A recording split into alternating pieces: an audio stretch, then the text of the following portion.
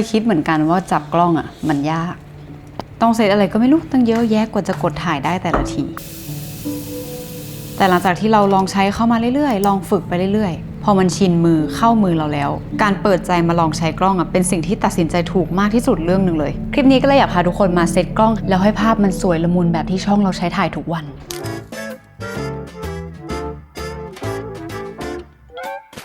วันนี้นะคะเป็นอีกหนึ่งคลิปที่มีหลายๆคนอยากให้แชร์ how to กับ tutorial เยอะมากๆเลยก็คืออยากให้รีวิวเพื่อนร่วมงานคนนี้นะคะเป็นกล้องที่ถ่ายทุกบล็อกในบ้านแดงเลยก็คือ Sony ZV-E10 Mark II เซตติ้งเขายังไงปรับสีปรับค่ายังไงให้มันออกมาละมุนแล้วก็เป็นบล็อกที่ทุกคนแบบชอบดูเพลินๆอยู่นะตอนนี้คืออยู่ทำงานด้วยกันมานานมากๆแล้วน้องก็เก่งกาจมากความสามารถนะคะเพราะฉะนั้นคลิปนี้เราจะมาเซตติ้งกล้องกันแบบพื้นฐานแล้วก็มาแชร์เทคนิคฟีเจอร์ต่างๆที่เราชอบใช้ในกล้องนี้กับการถ่ายบล็อกปิดท้ายด้วยการฝึกแต่งสีในแอป CapCut อีกนิดหน่อยเพื่อให้ฟุตที่ทุกคนไปเก็บมาเนี่ยพร้อมใช้งานมากที่สุดกล้อง Sony รุ่นนี้เนี่ยก็เป็นอีกรุ่นหนึ่งที่หลายๆคนใช้กันนะคะสำหรับแบบระดับ beginner ซึ่งผลงานที่มันออกมาก็ได้ทั้งแนวน่ารักระดับเริ่มต้นหรือว่าถ้าเกิดใครอยากจะพัฒนาคอนเทนต์ให้มันดูโปรขึ้นก็สามารถถ่ายได้ในรุ่นนี้เหมือนกันใครมีรุ่นนี้อยู่แล้วก็ไปเซตติ้งพร้อมกันเลยค่ะให้มันเหมือนละมุนเหมือนกันเลยสำหรับการเซตติ้งเบื้องต้นนะคะพอเปิดกล้องมาเนี่ยปุ่มหลักๆที่เราจะได้ใช้มีอยู่3ปุ่มก็คือปุ่มเมนูแบบนี้ที่มันจะเป็นแบบเข้าไปในเมนูเซตติ้งใหญ่แล้วก็จะมีปุ่ม FN ที่เป็นฟีเจอร์ต่างๆที่เราจะได้ใช้กันบ่อยๆเนาะแล้วก็อันข้างล่างสุดเป็น playback นะคะเอาไว้กดถ่ายแล้วก็มาดูฟุตของตัวเองมันก็คือจะกดอยู่3ปุ่มหลักๆนี้เลยมาดูที่เซตติ้งใหญ่กันก่อนถ้าเกิดไฟล์ format คือเราเลือกเป็นอันนี้นะแล้วก็เลื่อนลงมาด้านล่างนะคะเฟรมเรทจะอยู่ที่ 25p แล้วก็อีกตัวหนึ่งก็คือเป็น140 10 บิตอันนี้คือนัดไปเซตตามยูทูบเบอร์ต่างชาติมานะคะแล้วก็รู้สึกว่าถ่ายแล้วมันก็สวยดีก็เลยตั้งแบบนี้มายาวเลยแล้วพอกดออกจากเมนูนะคะนัดชอบที่จะไปเลือก Shooting Mode เนี่ยเป็น Manual Mode นะคะก็คือตัว M เพราะว่ามันจะทำให้เราสามารถปรับข้างล่างได้แบบอิสระมากขึ้นหลายๆคนอาจจะเริ่มกังวลเพราะว่าเมื่อกี้เราเซตติ้งกันว่าเราจะถ่ายกันแบบแมนนวลก็คือเราต้องกดทุกอย่างเองหมดเลยเห็นตัวเลขอะไรยุบยิบไม่ต้องกังวลค่ะเดี๋ยวเราจะมาแชร์กันแบบเข้าใจง่ายแล้วก็มีสูตรให้จำเล็กๆน้อยๆและไม่ว่าเราจะยกกล้องไปถ่ายในสถานการณ์ไหนแสงของเราก็จะสวยภาพของเราก็จะคริสปี้ตาแตกด้วยความที่เราก็ไม่ใช่เอ็กซ์เพรสในการแบบโฟโตกราฟีหรือวิดีโอกราฟเฟอร์ขนาดนั้นนะคะก็เลยจะขออธิบายตามความเข้าใจของตัวเองแบบง่ายๆก็คืออย่างแรก Shutter Speed เนี่ยคือเลขมันสามารถปรับได้ตั้งแต่แบบน้อยๆจนไปถึงเลขมากๆเลยเราจะจำไว้เสมอว่าถ้าเกิดสมมติเลขมันเยอะค่ะการเคลื่อนไหวของเรามันจะแข็งๆคมๆนิดนึงแต่ว่าถ้าเกิดเราปรับให้ Shutter Speed น้อยลงประมาณ50อย่างเงี้ยการเคลื่อนไหวของเราจะมี motion blur ซึ่งมันจะเป็นความเบลอเหมือนตอนที่เราลองโบกมือข้างหน้าเราจริงๆเราจะเห็นเป็นเบลอๆแบบนั้นเพราะฉะนั้นเวลาที่เราเซตกล้องเราก็เลยชอบเซต Shutter Speed ให้เป็น50นะคะต่อไปคือมาดูค่า f กันค่า f นี่ก็คือรูรับแสงอันนี้สิ่งที่จำก็มีแค่ยิ่งเลขน้อยแบ็กกราวด์ข้างหลังพื้นหลังเนี่ยก็จะยิ่งละลายมากอย่างเช่นอันเนี้ยถ้าเกิดเราใช้ f 1.8 มันก็จะมีความละลายมากกว่า f 2.8 เนาะซึ่งแต่ละเลนที่เราใช้เนี่ยก็จะมีค่า f แตกต่างกันไปเราใช้เลนอันไหนเราก็จะเลือกค่า f ให้น้อยที่สุดเพราะว่าอยากได้ข้างหลังเบลอๆต่อไปมาปรับ ISO ก็คือความสว่างกันความสว่างเนี่ยเราก็สามารถปรับแมนนวลได้เหมือนกันนะคะว่าอยากจะให้สว่างเท่าไหร่บางคนแบบอยากได้ผิวผ่องๆบางคนอยากได้โทนมืดๆอย่างเงี้ยมันก็ค่อยๆไล่ระดับไปได้เรื่อยๆส่วนการปรับของเราให้เราได้แสงที่รู้สึกว่ามันโอเคมากที่สุดไม่มืดไปไม่สว่างไปก็คือปรับให้ตัวบวกตรงนี้ค่ะให้มันกลายเป็น 0.0 เหมือนมันจะช่วยเราดูว่าเนี่ยถ้าเกิดปรับไปปรับมาแล้วได้แสงเป็น 0.0 นะอันนี้คือแสงกำลังดี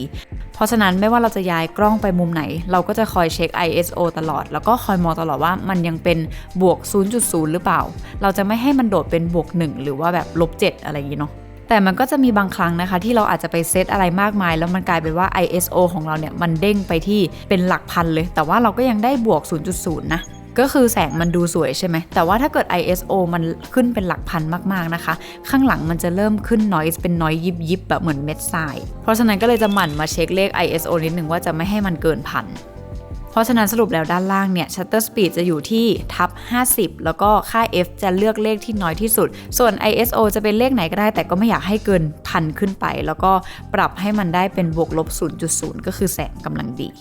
ต่อไปเราจะมาแชร์ฟีเจอร์ที่เราชอบใช้ในตัวกล้อง Sony ZV-E10 ที่เราใช้บ่อยๆระหว่างกดถ่ายวอล์กเพราะว่ามันทำให้ภาพเราละมุนหน้าเราใสกิ้งคือฟุตเทจของเราจะมีความสวยง่ายขึ้น ปุ่ม FN อันเนี้ยทุกคนจะได้ใช้บ่อยมากเพราะว่ามันจะขึ้นฟีเจอร์อะไรให้เรากดเล่นเยอะแยะไปหมดเลยซึ่งอย่างแรกคือ soft skin effect ที่หลายๆคนทักว่าในฟุตเนี่ยหน้าเนียนมากคือทาครีมก็เรื่องนึงนะคะแต่ว่าเรามาเปิดฟีเจอร์นี้เพื่อทำให้หน้ามันมีความเนียนแล้วก็ผิวละมุนมากขึ้นเดี๋ยวจะลองเปิดให้ดูเพราะว่ามันมีตั้ง3ระดับเนี่ยมี low นะคะ mid แล้วก็ high เนาะถ้า high คือแบบกินน้ำครบ8แก้วนอนครบ8ชั่วโมงมากถ้าเกิดเปรียบเทียบกันมันก็จะเป็นประมาณนี้ซึ่งส่วนใหญ่ที่เราถ่ายก็จะเป็น soft skin แบบ low นะคะเพราะว่าเราคิดว่ามันธรรมชาติมากแล้ว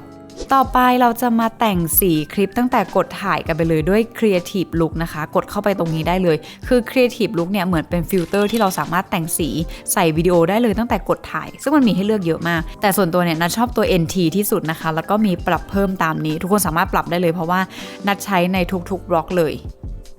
คือสีที่ปรับอะมันก็จะไม่ได้จัดจ้านมากแต่มันก็จะดูสดใสมากกว่าตัว Standard นะคะเพราะฉะนั้นนัทก็เลยเปิด NT Creative Look อันนี้ค้างไว้เลยอีกหนึ่งฟีเจอร์ที่มีประโยชน์มากตรงนี้ก็คือ Product Showcase มันจะเป็นปุ่มรูปภูเขาอยู่ด้านบนตรงนี้นะคะถ้าเกิดกดไปเนี่ยคือมันจะ on กับ off ได้อย่างปกติเวลาที่เรายื่นของไปข้างหน้าเนี่ยกล้องเขาก็จะใช้เวลาจับโฟกัสสักพักนะคะเพราะว่าเขาชอบจับที่ตาเราเป็นหลักแต่ถ้าเราเปิด Product Showcase เนี่ยแค่เรายื่นเข้าไปแบบนี้นะคะเขาก็จะโฟกัสให้อัตโนมัติเลยซึ่งมันแบบคมแล้วก็เร็วมากๆแล้วก็ตัดกลับมาหน้าเราเหมือนเดิมต่อไปเป็นอีกหนึ่งคำถามที่หลายๆคนชอบถามนะคะว่าทำไมใช้กล้องแล้วมันสั่นจังเลยจริงๆอันนี้เราสามารถปรับได้ผ่านฟีเจอร์ที่ชื่อว่า Steady Shot นะคะกดเข้า FN เหมือนเดิมแล้วทุกคนจะเห็นคำว่า Steady Shot ซึ่งมันจะมีให้เราปรับทั้งแบบ Active และเป็น Off นะคะ Off อันนี้คือจะไม่กันสั่นแต่ถ้าเกิดเปิดเป็น Active เนี่ยมันจะช่วยกันสั่นให้เพราะฉะนั้นถ้าเกิดเราไม่ได้เปิดอะไรนะคะภาพที่เราถือกล้องเนี่ยมันก็อาจจะสั่นๆนิดนึงแต่ว่าถ้าเกิดเราไปเปิดเขาแล้วภาพที่ได้ก็คือจะมีความนิ่งขึ้นแต่สิ่งที่จะต้องแลกมาก็คือเขาจะครอบเข้าหน้าเราเข้ามานิดนึงแถมกล้อง Sony ZV-E10 ตัวนี้สามารถเปลี่ยนเลนส์ได้ด้วยนะคะเราก็เลยมี2เลนส์มาแนะนำที่ใช้กันบ่อยๆจริงๆแค่เลนส์คิดที่เป็นประจำรุ่นของเขาอะเราก็ชอบมากแล้วนะคะเพราะว่าภาพคมมากแล้วก็มีความแบบซูมเข้าซูมออกได้ด้วยเดี๋ยวจะให้ดูคุณภาพของภาพว่าแบบคือมันคริสปี้มากจริงๆความละมุนอะไรก็คือ very good ถ้าสาวๆเอามาถ่ายบล็อกมันก็จะเป็นอารมณ์ประมาณนี้เลยซึ่งมันสวยมากเลยนะแล้วก็มีอีกรุ่นหนึ่งนะคะถ้าเกิดใครอยากอัปเกรดก็คือจะเป็นเลนส์ 11 f 1.8 อันนี้ก็จะได้ภาพที่กว้างขึ้นด้วยแล้วก็ได้ค่า f ที่น้อยมากเพราะฉะนั้นแบ็คกราวด์เราก็จะเบลอสวยเนาะซึ่งส่วนใหญ่ตอนที่เราบล็อกเนี่ยเราก็จะใช้เลนส์ 11 นะคะเพราะรู้สึกว่ามันใช้ง่ายแล้วก็เก็บมุมอะไรเงี้ยได้หลายสถานการณ์หลังจากที่ทุกคนตั้งค่ากล้องใหญ่อะไรเรียบร้อยแล้วก็กดใช้ฟีเจอร์เหล่านี้บ่อยๆนะคะมันก็จะเริ่มชินมือแล้วเราก็จะมีความสนุกกับการเก็บฟุตมากขึ้นเราจะดูว่าในสถานการณ์เนี้ยเราควรกดอะไรตั้งกล้องยังไง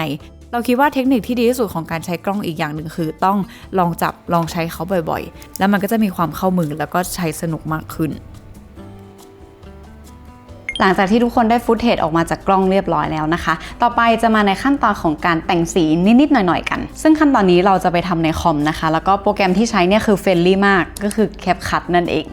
อย่างแรกที่จะทำนะคะคือเราจะเอาฟุตทั้งหมดเนี่ยมาเรียงกันก่อนให้เรียบร้อยจริงๆถ้าเกิดใครชอบสีของ Sony ตัวนี้อยู่แล้วก็สามารถเอาไปโพสต์ได้เลยนะคะเพราะว่าจริงๆสีมันสวยอยู่แล้วเราจะทำการตกแต่งอีกนิดหน่อยก็คือเราจะใส่ Custom Adjustment นะคะแล้วก็ลากยาวคุมทั้งคลิปทุกฟุตของเราแบบนี้เลยเพราะว่าเราจะแต่งสีรวมทีเดียวหลังจากนั้นเราจะไปกดที่ Curve ตรงนี้แล้วก็สร้างจุด2จุดตรงนี้พอดีนะคะ2จุดแบบนี้แล้วเราก็จะดึงเขาลงข้างล่างนิดนึงเพราะนั้นรู้สึกว่าการมาดึง Curve ตรงเนี้ยแสงเงาอะไรต่างๆมันมีความละมุนมากขึ้นอธิบายไม่ถูกเหมือนกันว่าทำไมต้องไปดึงแต่รู้สึกว่ามันละมุนมากขึ้นนะคะแต่มันดึงลงมาแบบเล็กๆเท่านั้นเองต่อไปเราจะไปปรับสีเพิ่มเติมกันเพราะมันอาจจะมีบางจุดที่เรารู้สึกว่าเราอยากปรับอะไรให้มันสดขึ้นหรือจะเปลี่ยนสีขึ้นอะไรเงี้ยมันปรับตรงนี้ได้นะอย่างตัวฮิลเนี่ยมันสามารถเปลี่ยนโทนสีได้อย่างเราจิ้มที่เสื้อสีเขียวตอนนี้มันก็สามารถเปลี่ยนเป็นเสื้อสีอื่นในโทนเดียวกันได้นะคะอันต่อไปก็คือทำให้มันมีความสดหรือว่าทำให้สีมันจางลงส่วนอันล่างสุดจะเป็นตัวที่ทำให้สีมันผ่องหรือว่าสีมันดรอปลงเพราะฉะนั้นตอนที่เราแต่งสีเนี่ยถ้าเกิดเรารู้สึกว่าอยากจะปรับตรงไหนเพิ่มเติมอยากจะปรับสีผิวอยากจะปรับสีโต๊ะนะคะเราก็จะค่อยๆมานั่งกดนั่งเลื่อนตรงนี้แหละทั้ง3บรรทัดเลยแต่ว่าเวลากดเนี่ยมันก็จะไม่ได้กดเยอะมากนะมันก็จะเป็นแค่บวกลบ2ถึง3ถึง4อะไรอย่างนี้นะคะเพราะว่าแบบแค่เล็กๆน้อยๆพอแล้วก็ตกแต่งเพิ่มอีกนิดนึงตรงเทมเนาะ บางครั้งนะคะคลิปของเราเนี่ยเราอยากจะให้เป็นโทนอุ่นบ้างหรือว่าเป็นโทนเย็นบ้างเราก็จะมาแต่งรวมๆจากตัวเทมตรงนี้เลยจะขอไปเพิ่ม saturation ความสดใสของสีเพิ่มอีกสัก2คือเป็นการแต่งอะไรที่เล็กน้อยมากแต่ว่าพอมาดูฟุตแล้วก็เราชอบสีที่มันมีความแบบถูกแต่งเติมเข้ามานิดนึงนะคะและส่วนตัวเนี่ยช่องเราชอบใส่เอฟเฟกต์อยู่2อย่างนะคะอย่างแรกคือตัวนี้มันเหมือนเป็นกรอบดำๆอะที่คอยคุมอยู่ตรงขอบวิดีโอของเราแต่ตอนนี้มันค่อนข้างเห็นชัดนิดนึงเนาะเพราะฉะนั้นนัดปรับน้อยมากนะปรับแค่ประมาณแบบ15เองให้มันจางๆแล้วก็อย่างหนึ่งคือจะใส่ตัวโกลว์นะคะฟีลแบบถ้าเกิดใครอยากแต่งฟุตวิดีโอให้มันมีความละมุนผ่องๆแบบสไตล์ญี่ปุ่นอย่างเงี้ยมาใส่โกลว์คือสวยมากแล้วก็จะปรับลดไปอีกนะคะไม่ว่าจะเป็นการแต่งสีหรือว่าฟิลเตอร์ที่ใส่อะเราจะลดลงมาให้มันน้อยมากๆแต่ว่าพอหลายๆอย่างมาผสมกันแบบนี้ทุกอย่างมันก็จะดูลงตัว